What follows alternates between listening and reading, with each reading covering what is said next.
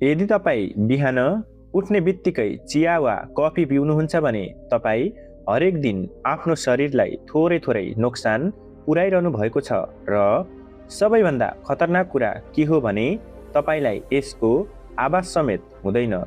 आयुर्वेदका अनुसार बिहानको पहिलो आहारले तपाईँको पुरा दिनको ऊर्जा, तपाईँको मुड र यहाँसम्म कि तपाईँको आयु समेत तय गर्न सक्छ। तर आज 90% मानिसहरू दिनको सुरुवात नै गलत तरिकाले गर्छन्। त्यसैले आजको यस भिडियोमा हामी आयुर्वेदका ती प्राचीन सिद्धान्तहरूको गहिराइमा जानेछौँ जसले हामीलाई बिहान खाली पेटमा के खानुपर्छ र के खान हुँदैन भन्ने कुरा बताउँछ। र सबैभन्दा महत्त्वपूर्ण कुरा, यो भिडियो खानेकुराको सूची मात्र होइन, बरु यो हाम्रो शरीरको इन्जिनलाई आउने दिनका लागि कसरी तयार गर्ने भन्ने बुझ्ने एउटा प्रयास हो। आउनुहोस् आजको यो भिडियो सुरु गरौँ। आयुर्वेदमा एउटा धेरै सुन्दर शब्द छ, जठराग्नि, जसको अर्थ हो हाम्रो पाचन अग्नि। रातभरिको विश्रामपछि आमाशय र सानो आन्द्राको बीचमा स्थित यो अग्नि एउटा सानो दीप शिखा जस्तै हुन्छ, शान्त र मन्द। बिहान हाम्रो पहिलो काम यो अग्निलाई निभाउनु होइन, बरु यसलाई बिस्तारै बिस्तारै तेज बनाउनु हुनुपर्छ ताकि यसले दिनभरि हाम्रो भोजनलाई ऊर्जामा बदल्न सकोस्। दिनको पहिलो आहार यसै प्रक्रियाको सबैभन्दा महत्त्वपूर्ण हिस्सा हो। त्यसैले सबैभन्दा पहिलो र सरल कुरा सुरु गरौँ, जुन हो मनतातो पानी। सुन्दा यो धेरै साधारण कुरा जस्तो लाग्छ, तर यो साधारण बिल्कुल छैन। यो आधारभूत कुरा हो। आयुर्वेदिक ग्रन्थमा यसलाई अमृत समान मानिएको छ। सोच्नुहोस्, 7-8 घण्टाको निन्द्रापछि हाम्रो शरीर भित्रबाट सुकिसकेको हुन्छ। मनतातो पानी जुन हाम्रो शरीरको तापक्रमको हाराहारीमा हुन्छ, त्यसलाई शरीरले कुनै अतिरिक्त मेहनत बिना नै तुरुन्त सोच्छ। यो एक प्रकारको शरीरको आन्तरिक सफाई हो। रातभरि हाम्रो आन्द्रामा जुन फोहोर वा विषाक्त पदार्थहरू जम्मा भएका हुन्छन्, मनतातो पानीले तिनलाई खुकुलो बनाएर शरीरबाट बाहिर निकाल्न मद्दत गर्छ। यो शरीरको मर्निङ डिटक्स हो र जापानमा यसलाई जापानी वाटर थेरापी भनिन्छ, जुन उनीहरूको लामो आयुको रहस्यमध्ये एक मानिन्छ। तर एउटा प्रश्न जुन धेरै मानिसहरूले सोध्ने गर्छन् त्यो कागती पानीको बारेमा हो। के यसमा कागती मिसाउनुपर्छ? कसैले भन्छ यसले एसिडिटी गराउँछ। यसको जवाब के हो भने कागती स्वादमा अम्लीय अर्थात् एसिडिक भए तापनि शरीरभित्र गएपछि यसले क्षारीय अर्थात् अल्काइन प्रभाव पैदा गर्छ। यो शरीरको पीएच सन्तुलनका लागि पनि उत्कृष्ट छ र भिटामिन सी को पनि राम्रो स्रोत हो। तर एसिडिटीको कुरा पनि पूर्ण रूपमा गलत छैन। जुन मानिसहरूलाई पहिलेदेखि नै गम्भीर एसिडिटी वा अल्सरको समस्या छ, उनीहरूले खाली पेटमा कागतीको प्रयोगबाट बच्नुपर्छ।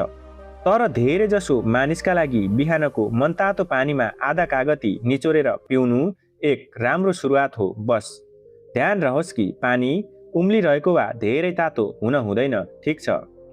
अब तपाईँले मनतातो पानीले प्रणालीलाई सफा गरेर जठराग्निको पहिलो झिल्को बाल्नु भएको छ। तर अब यसलाई पहिलो इन्धन चाहिन्छ। तर आयुर्वेद भन्छ कि यो इन्धन यस्तो हुनु हुँदैन जसले त्यो सानो ज्वालालाई बोझ बनोस्। यही नै भिजाएको बदाम र किसमिस जस्ता कुराहरूको महत्त्व स्पष्ट हुन्छ। प्रकृतिले बदाम जस्तो शक्तिगृहलाई एउटा सुरक्षा कवच अर्थात् ट्यान्युन युक्त खैरो बोक्रोका साथ बनाएको छ। यस बोक्रोको काम यसका पोषक तत्त्वहरूलाई तबसम्म सुरक्षित राख्नु हो जबसम्म यसले सही वातावरण पाउँदैन। रातभरि पानीमा भिजाउने नियम त्यो कवचलाई तोड्ने एउटा सङ्केत हो। जसरी वर्षा भएपछि बिउ अङ्कुराउँछ, हामी त्यसै प्रक्रियाको नक्कल गरेर बदामलाई सङ्केत पठाइरहेका छौँ कि अब तिमी आफ्ना सबै पोषक तत्त्वहरू जस्तै भिटामिन ई, म्याग्नेसियम र स्वास्थ्य फ्याटहरू बिना कुनै अवरोध बाहिर निकाल्न सक्छौ। यसले गर्दा शरीरले सजिलै यी पोषक तत्त्वहरूलाई सोच्न सक्छ। किसमिस अर्थात् ठुलो दाग पनि यसै श्रेणीमा पर्दछ। यसमा फलाम र म्याग्नेसियमको भण्डार हुन्छ। यसले शरीरलाई तुरुन्त ऊर्जा दिन्छ, तर यसमा भएको प्राकृतिक चिनी बिस्तारै रगतमा मिसिन्छ, जसले गर्दा सुगरको स्तर अचानक बढ्दैन। यो कब्जियतका लागि पनि अचूक औषधि हो र यसले रगतको कमीलाई पनि हटाउँछ। बिहान 5 देखि 7 वटा भिजाएको बदाम र 8 देखि 10 वटा किसमिस बिस्तारै चपाएर खानाले पाचन अग्निमा कुनै बोझ नथपी शरीरलाई दिनभरिका लागि तयार गरिदिन्छ। जब प्रकृतिको समयको कुरा चल्यो भने मौसमी फलफुललाई कसरी भुल्न सकिन्छ र? बिहान खाली पेटमा फलफुल खानु सुनमा सुगन्ध भने जस्तै हो भनिन्छ, तर एउटा प्रश्न जुन सधैँ उठ्ने गर्छ कि आजभोलि त हरेक फल हरेक मौसममा पाइन्छन्, के बेमौसमी फल खाँदा जस्तै डिसेम्बरमा आँप खानु कुनै बेफाइदा पनि छ? यो एउटा धेरै सामान्य प्रश्न हो र यसको जवाब आयुर्वेदको एउटा सिद्धान्तले दिन्छ, जसलाई ऋतुचार्यको सिद्धान्त भनिन्छ। यसको अर्थ हो मौसम अनुसार आफ्नो जीवनशैली र खानपानलाई ढाल्नु। प्रकृतिले हामीलाई हरेक मौसममा त्यही फलफुल र तरकारी दिन्छ जसको हाम्रो शरीरलाई त्यस समयमा सबैभन्दा बढी आवश्यकता हुन्छ। जस्तै गर्मीमा खरबुजा र तरबुजा जसमा पानीको मात्रा बढी हुन्छ र जाडोमा स्याउ र अनार जसले शरीरलाई तापक्रम र पोषण तत्त्व दिने गर्छन्। हेर्नुहोस्, बेमौसमी फलहरू प्राय कोल्ड स्टोरेजमा राखिन्छ र तिनलाई रसायन हालेर पकाइन्छ, जसले गर्दा तिनको पोषक तत्त्व त कम हुन्छ, साथै ती हाम्रो पाचन अग्निका लागि पनि अपरिचित हुन्छन्, जसका कारण तिनलाई पचाउन अलि गाह्रो हुन्छ।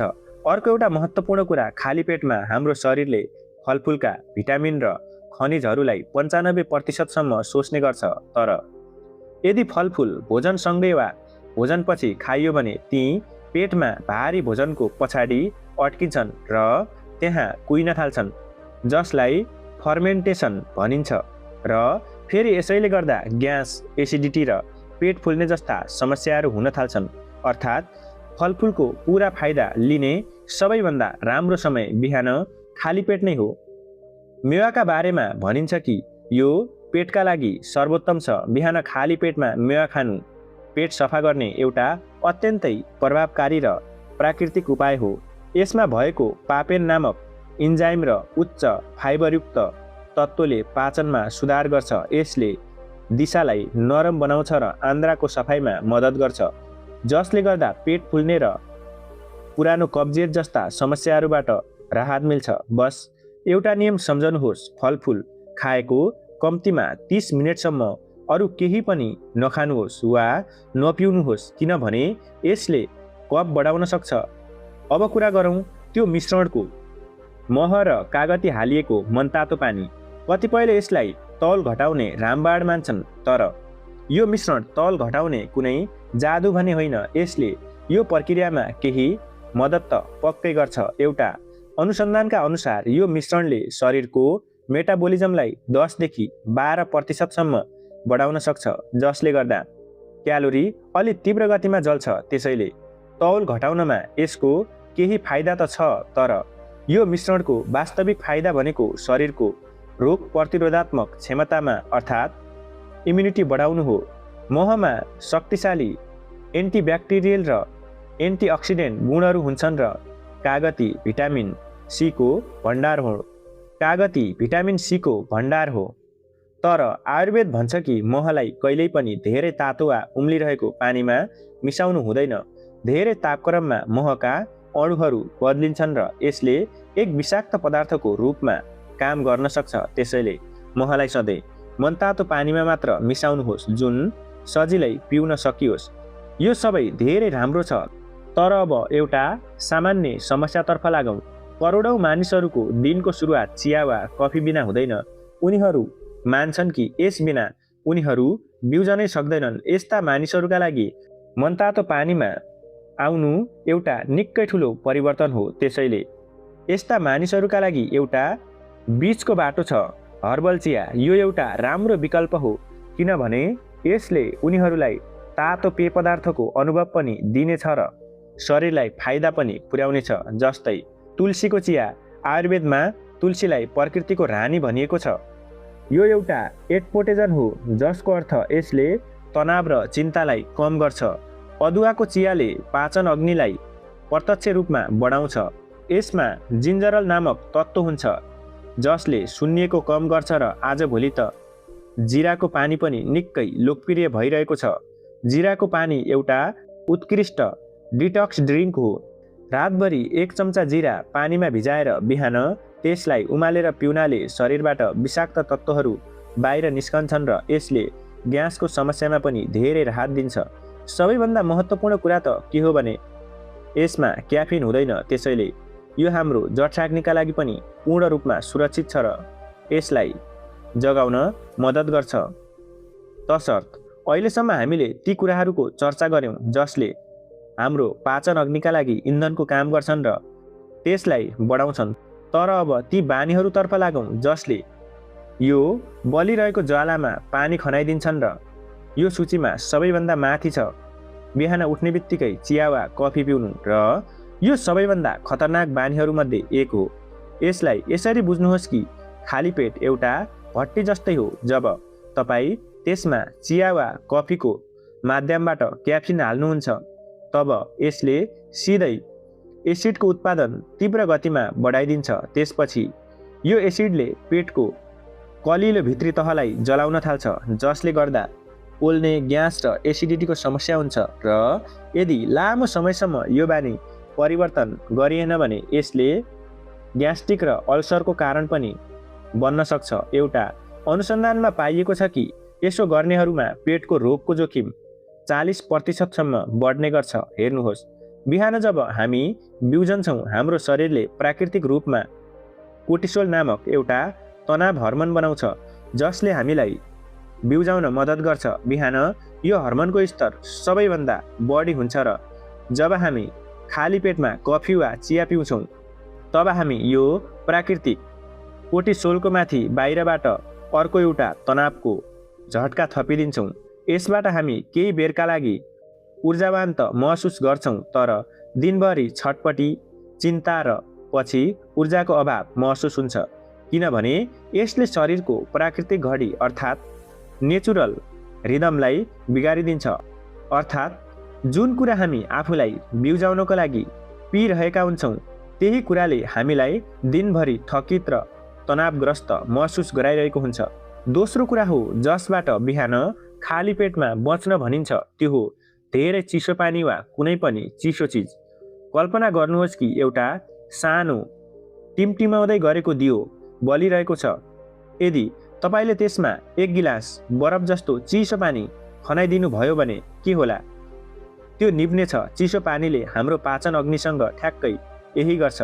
विज्ञानको दृष्टिकोणबाट हेर्दा पनि जब हामी चिसो पानी पिउँछौँ हाम्रो शरीरले त्यो पानीलाई सिधै प्रयोग गर्दैन, बरु पहिले उसले आफ्नो ऊर्जा खर्च गरेर त्यो पानीलाई तताउँछ र शरीरको तापक्रममा ल्याउँछ।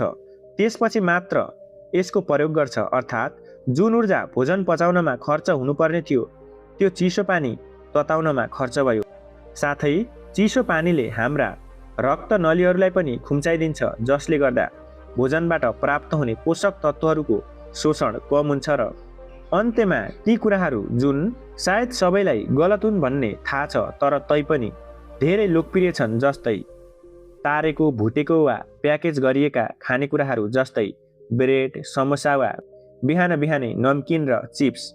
दिनको सुरुवातमा नै पाचन प्रणालीमा यति धेरै बोझ हाल्नु धेरै गलत हो। एउटा तारेको पकौडा वा समोसा पचाउनका लागि पाचन प्रणालीले धेरै कडा मेहनत गर्नुपर्छ।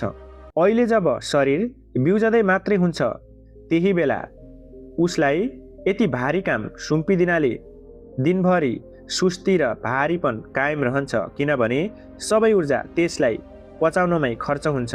केही मानिसहरू भन्छन् कि प्याकेज गरिएका खानेकुराहरू जस्तै कुनै हेल्दी ब्रेकफास्ट बार वा बिस्कुट ती त तारेका हुँदैनन् नि।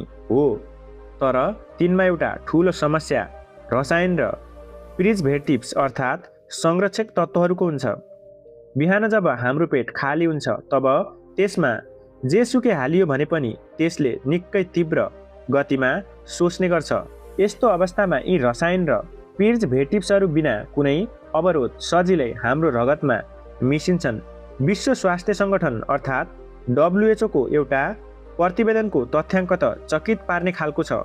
यसका अनुसार जो मानिसहरू नियमित रूपमा बिहान यस्तो भोजन लिन्छन् उनीहरूमा मोटोपन, मधुमेह र मुटुरोगको जोखिम 60% बढ्ने गर्छ। तसर्थ आजको यस पुरा चर्चाबाट यो बिल्कुलै प्रष्ट हुन्छ कि बिहानको पहिलो आहार रोज्नु भनेको केवल पेट भर्ने काम मात्र होइन। यो एउटा निकै सोच विचार गरेर गरिएको निर्णय हुनुपर्छ। यो सानो परिवर्तनले नै हाम्रो पुरा दिनको ऊर्जा, हाम्रो मोड र भविष्यको स्वास्थ्यको जग राख्छ। तर एउटा कुरा ध्यानमा राख्नुहोस् कि एकैसाथ सबै कुरा परिवर्तन गर्न आवश्यक छैन। सुरुवात सधैँ सरल हुनुपर्छ। यदि कोही चियाको अम्बली छ भने हुन सक्छ ऊ सिधै मनतातो पानीमा आउन नसकोस्। त्यसैले पहिले आफ्नो चिया पिउनुभन्दा 15 मिनेट अघि 1 गिलास मनतातो पानी पिउन सुरु गर्नुहोस्। जब यो बानी बन्छ तब चियालाई हर्बल चियासँग बदल्नुहोस्। एक एक गर्दै परिवर्तन ल्याउनुहोस्। शरीरले आफै बताउन थाल्छ कि उसका लागि के सही छ। आफ्नो शरीरको कुरा सुन्नु सबैभन्दा महत्त्वपूर्ण छ, किनभने स्वस्थ शरीर नै हरेक सुखको आधार हो। साथीहरू, आज हामीले दिनको सुरुवात कसरी गर्ने भन्ने बारे कुरा गर्यौँ। तर जसरी दिनको पहिलो आहार महत्त्वपूर्ण छ त्यसै गरी दिनको अन्तिम आहार अर्थात् रातको भोजन पनि उत्तिकै महत्त्वपूर्ण छ, किनभने यसले हाम्रो भोलिपल्ट बिहानको स्वास्थ्य र ऊर्जालाई प्रभाव पार्छ। त्यसैले एउटा राम्रो बिहानको तयारी अघिल्लो रातदेखि नै सुरु हुन्छ।